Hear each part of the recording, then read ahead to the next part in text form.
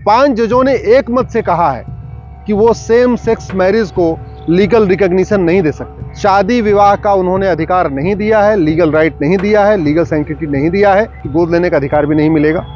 यह आवश्यक है कि भारत की परंपरा बनी रहे।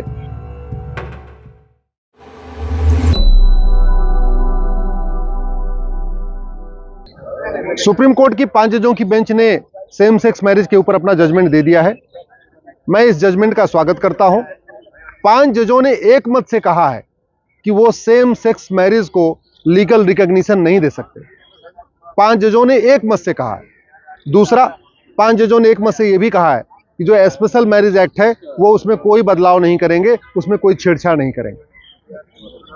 सरकार को उन्होंने कहा है 5 जजों ने कि वो एक कमेटी बना ले और कमेटी ये देख ले कि जो इस तरीके के लोग हैं जो सेम सेक्स मैरिज में रहना चाहते हैं या जो होमोसेक्सुअल है, उनकी क्या क्या समस्याएं हैं, उनको बैंक अकाउंट खोलने में कोई दिक्कत आ रही है या उनको लोन लेने में कोई दिक्कत आ रही है या और भी जो उनकी समस्याएं हैं, जो सिविल राइट का इश्यू, उसको देख लें।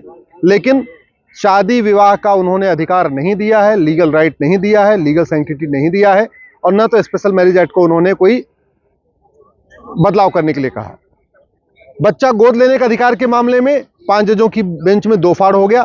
3 जजों की बेंच ने कहा कि बच्चा गोद लेने का अधिकार नहीं मिलेगा। 2 जज ने कहा कि बच्चा गोद लेने का अधिकार मिलेगा। जस्टिस कौल और justice Chandrachud, chief justice of India, ने कहा कि नहीं, इनको बच्चा गोद लेने का अधिकार मिलना चाहिए। लेकिन 3 जजेस, जस्टिस भट्ट, जस्टिस नरसिम्हा और जस्टिस हिमा कोहली, ने कहा है कि नहीं, इनको गोद लेने का अधिकार नहीं मिलेगा। तो एक तरीके से मेजॉरिटी ओपिनियन यह है कि गोद लेने का अधिकार भी नहीं मिलेगा।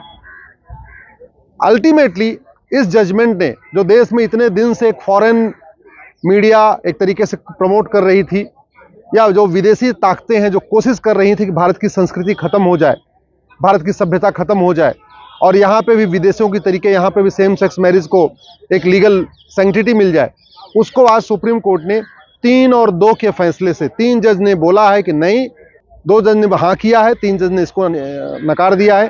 तो अल्टीमेटली जो हमारी भारतीय संस्कृति है, हमारी जो भारतीय कल्चर है, जो कहता है विवाह एक पवित्र बंधन है, इसको उन्होंने बरकरार रखा है। मैं सुप्रीम कोर्ट को धन्यवाद देता हूं कि उन्होंने कम से कम भारतीय संस्कृति को समझा, भारतीय परंपराओं को समझा और विवाह को पवित्र बंधन माना है। विवाह कोई कॉन्ट्रैक्ट मैरिज नहीं है, विवाह कोई सामान्य सी बात नहीं है कि जब मन करे मिल जाए। विवाह कोई आनंद के लिए नहीं किया जाता। भारत में विवाह केवल और केवल संतान उत्पत्ति के लिए किया जाता है। तो स्वाभाविक सी बात है, जहां सेम सेक्स होगा उसमें संतान उत्पत्ति नहीं होगी। इसलिए यह आवश्यक है कि भारत की परंपरा बनी रहे और विवाह को पवित्र बंधन ही माना जाए। वैसे खाड़ी देशों में विवाह को पवित्र बंधन नहीं मानते, वहां इसको कॉन्ट्रैक्ट मानते हैं। मैं आशा करता हूं कि आने वाले टाइम में अगर कोई PIL होगी और जो ये विवाह को कॉन्ट्रैक्ट माना जाता है, इसको भी सुप्रीम कोर्ट बैन करेगा और देश में सबके लिए विवाह एक पवित्र बंधन हो जाएगा। और आने वाले टाइम में सरकार में ही इसमें ऐसा कोई कदम नहीं उठाएगी जिससे भारत की परंपरा, भारत की संस्कृति खत्म हो। विवाह एक पवित्र बंधन था, वेद पुराण में भी इसको लिखा गया है, हमारे जो पौराणिक ग्रंथ हैं और सारे ग्रंथ हैं उसमें भी विवाह को पवित्र बंधन माना गया है।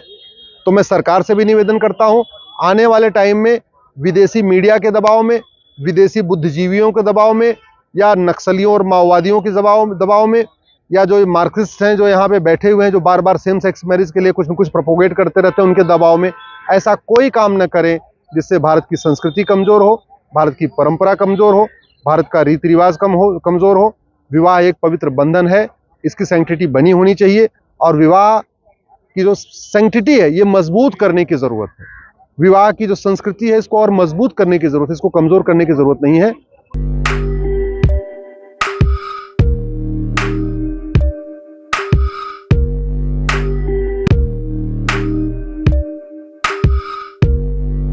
ਸਾਡੇ YouTube ਚੈਨਲ ਨੂੰ ਸਬਸਕ੍ਰਾਈਬ ਕਰੋ।